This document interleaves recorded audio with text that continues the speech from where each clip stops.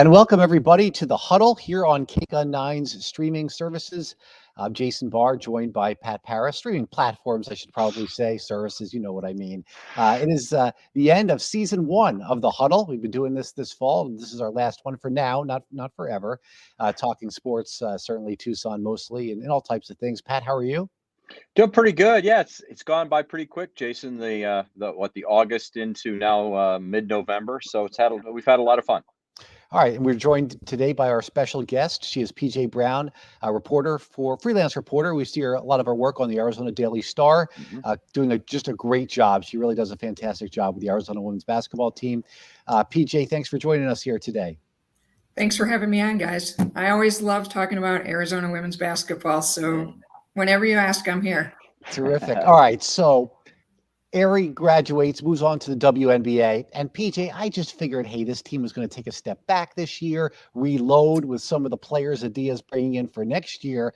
But boy, having watched the first few games, they're relentless. Your thoughts on this year's team?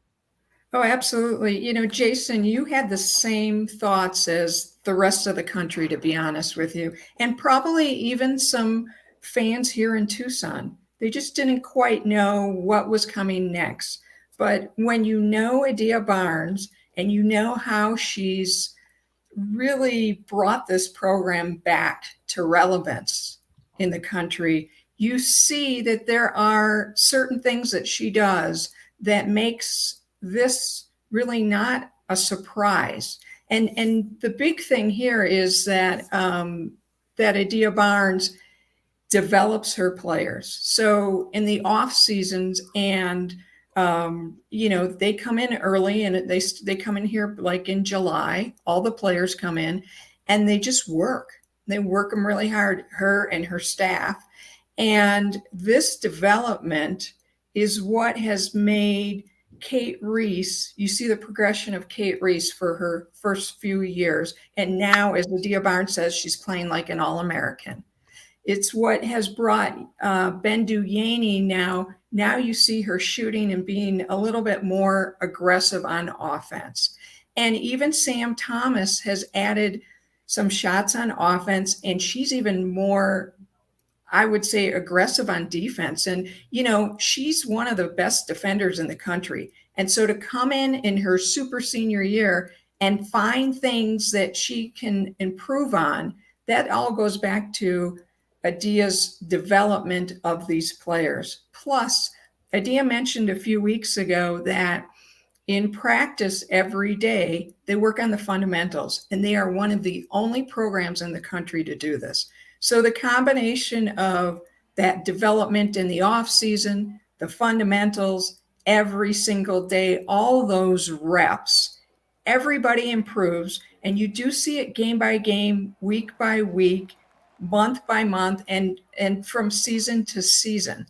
And so as you look, you will see not only the returnees, including, Lauren Ware and Helena Puello, showing something different already early in the season, but, in a few weeks, you will see some of these freshmen, some of these other younger players, the transfers, they will all improve in their game. And for me, that's been one of the fun things to watch while covering this program is just how each player develops. PJ, it kind of following up on that, we saw what Ari meant to this team last year, and obviously they play a style when you've got, a unique player like that. The thing that really, I think Jason and I have talked about this several times, the thing that strikes us about this year's team is the physicality. It really has the fingerprints of Adia Barnes all over, right? It's really an Adia Barnes kind of team this year, I think. Absolutely. They've sort of upped their game on defense. When you think they couldn't, one of the best defensive teams in the country the last few years. And you think it's not like, how do they get better when Ari, who's so fast, and she was probably the best player, the best defensive player in the country, and she's gone. Like, how do they take what's left, and shift it and make it better?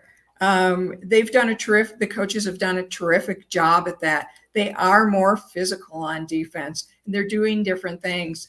I happened to go to practice the other day, and they practice their defense every day. They do drills, different drills. That day, it was very interesting because it was right before Monday's game against I'm blanking, Texas Southern. Yeah. And they did these defensive drills where they were pressing the entire court and they were trapping.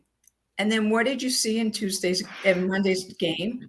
They did exactly that. So not only are they, can they sort of, add new things and you can see the results the very next day in the game, but these players are so talented that they can do that.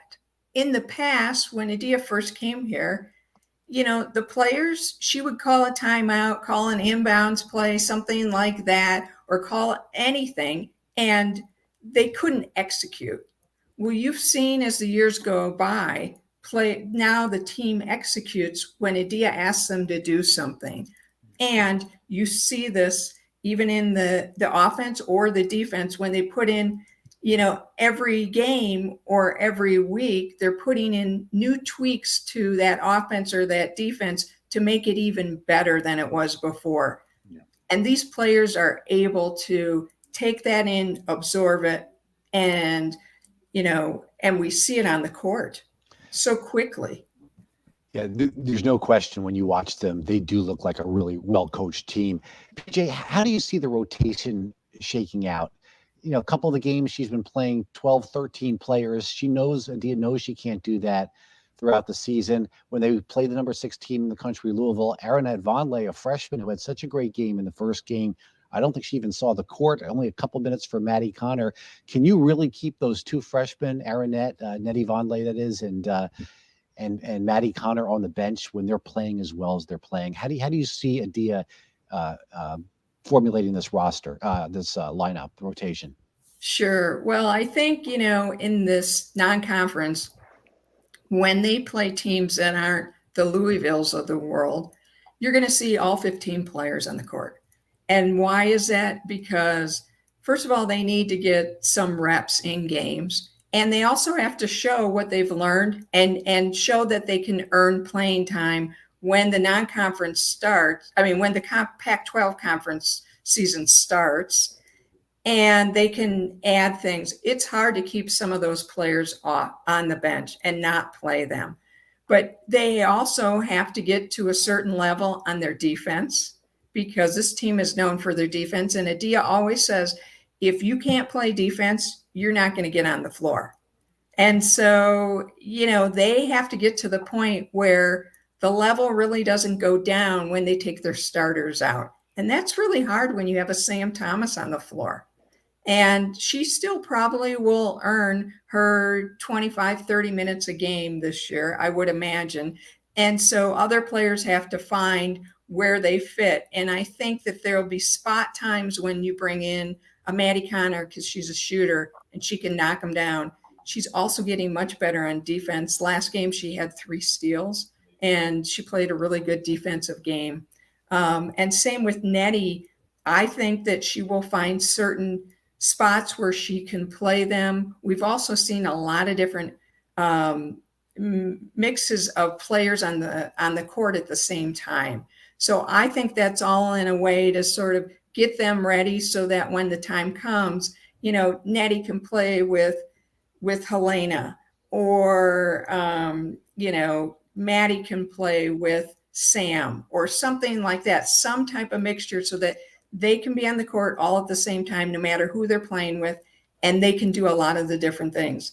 Adia has also said she's going to play a lot of different lineups. They can be very athletic. They can be big. They can be not so fast. And, and they can shoot a lot. So there's all these different lineups. And I think, she's just taken her time to see who's going to improve enough to get the most playing time, and who works well together. At least she keeps calling it a puzzle, and she's just fitting the pieces together. And as soon as we get to the first Pac-12 game, we'll see really what this is going to look like.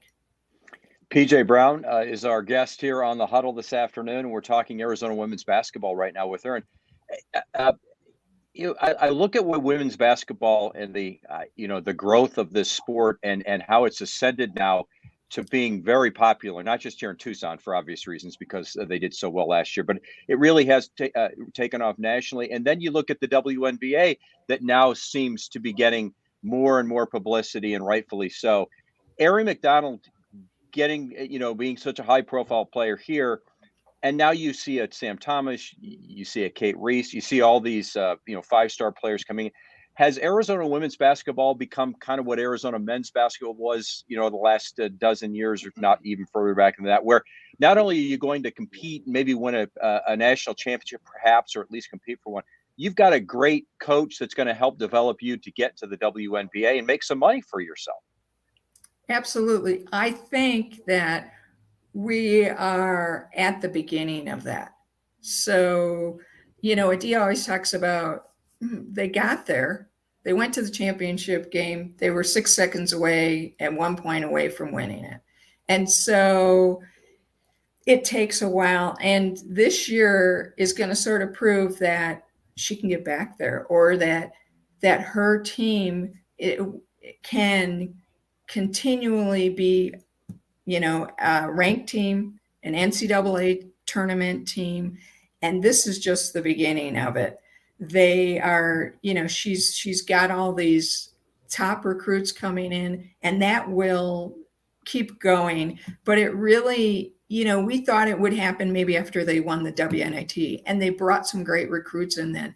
But it was last spring when they were on national TV, when they were the most exciting team in the tournament, when Aari McDonald was the most exciting player in the tournament, and people fell in love with this team, Aari and Adia. And high school kids see this. She's been recruiting, she just doesn't recruit, as recruiting's just not for next year. She's been recruiting these kids since they were in 8th grade. Nettie, she's known Nettie since 8th grade. And so, it's a process and it takes a while, but now they're really on people's radar, and people see, again, how she develops players. They play an exciting brand of basketball, and, that their coach really loves them. And all of that helps, and it helps get them to that next level where it will sort of at some time be automatic. We won't be talking about the first time that they keep doing things for the first time. It will just be, they will be an established program, and everything will be just clicking and just working pretty well together. And people will see this and they will come even more.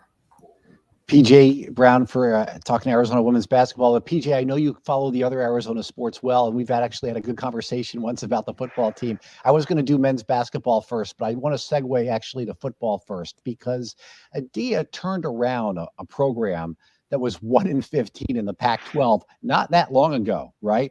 And so there's some that have made the analogy to football and Jed Fish. But the issue with women's basketball is you can turn around a program with a couple of players. Aari was a program-changing player. I'm not sure you could do that with one football player, and I'm not sure that Arizona football is going to be playing for a championship in 3 or 4 years. Is this more of a little by little slow build? Do you think that when people make a comparison to Jed Fish trying to rebuild football like Adia rebuild women's basketball, that's an unfair comparison? Or do you think that is fair? Do you see any similarities between what football is trying to do and what women's basketball did? I actually do see some similarities. And I think the biggest one is that Jed Fish, like, one of the first things he did was not only did he bring back the former players and welcome them back, not only as coaches, but just into the program and welcome them back. But he also got out in the community as much as you can in this pandemic. But he got out in the community and he built excitement, and he's doing things like that. And that's similar to what Adia did when she first came here. For her, it was all about changing the culture first, getting out in the Tucson community, They've won the Directors Cup for the most hours of community work that they've done. The women's basketball team has for just about every year. I think every year she's been here. And that was really important. And I do think it starts with the culture. And that's what Jed is doing with the football team. Now, football, you have 80 some players. It's a completely different thing. And like you said, you can't bring in one player and change everything. But and it takes little by little. But even on the field, what you saw in this last game is they really started looking more like a team. They took a huge step forward after they had the win. I think all those reps day after day and all the positiveness that was really around the program, around them, there was a positiveness coming from the top and from all the coaches, and the players bought into that. And yes, they were on that huge losing streak, and that's really hard. But here they had all this positive energy from their coach. And I think that changed everything. And then once you get through that and you get that win, the next week you really saw it on the field. And I do think, this team's not going to win a national championship. Someday it would be nice if they went to the Rose Bowl. Yeah. That's a big goal. That's a good goal to have. And I think it's little by little. So far they've won one game. They have a possibility of winning one more this year. Next year, maybe they win 5 games, and that will be a win for them. I think they just, with football, it takes 3, 4, 5 years to turn it around. And this program was in a real hole. They were in a really bad place, not just the losing streak before Jed Fish came, but the attitude of the players, and not putting that on the players, but on the previous coaching staff. There was something that broke there, and that wasn't good. And Jed came back and he mended that. And it takes a while for this to happen. They were in a lot worse place than a lot of other programs across the country. So to see this jump for them and to see all the players get on board and want to succeed and want to get better, that's huge. Yeah, it really is. That's great insight, PJ. We appreciate that about football. I want to kind of segue what you're talking about over to the men's basketball side, if we can, real quick. And that you talked about culture, and as you were, you're describing the whole Jed Fish culture, and it really has been a big boost. I think on the men's side for basketball, I don't want to disparage what Sean Miller did because he did terrific things here, but there just is a different sense. There's a different culture. There's a different maybe hop in the step of the players. There's more fun being had. It does seem to translate through 3 games, and it's not against great opponents, but it seems that they've already come together as a team in a lot of ways, and they're definitely buying into everything that Tommy Lloyd is trying to do. Yeah, they were in a different spot than the football team. Let's face it. They had some really good pieces, and it sort of just came down to starting out fresh with the new coach. And again, I've sort of seen a little bits of practice while I'm waiting for the women, and they look like they're having fun in practice. I don't know if they had that before. Practices were never open before, so I wouldn't know. But Tommy Lloyd is in there and he's having fun with them, and you could see that everybody's enjoying themselves. And it's a lot like the pressure isn't there. They're just loose and having fun. And then it, translate onto the court where they're just, they have a fun style of play. They score a lot.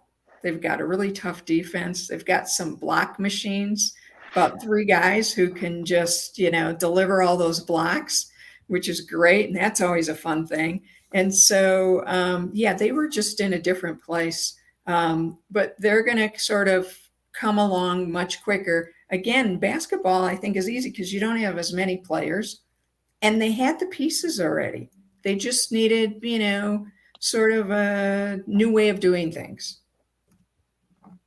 Yeah. PJ Brown, thank you so much for joining us today. We appreciate, as Pat said, your insights, not just on women's basketball, but on football and men's basketball too, as well. So that was good stuff. I'm glad you were able to make it today, and thanks so much for joining us here on the Huddle. Thanks. And if you guys start this up come February or March, when we're right into postseason, I'll definitely come on and talk with you again. Yeah, that's the plan. So hopefully we can have you back, PJ. Fantastic, PJ. Thanks. Thanks so much. We'll see you at the games. Yes.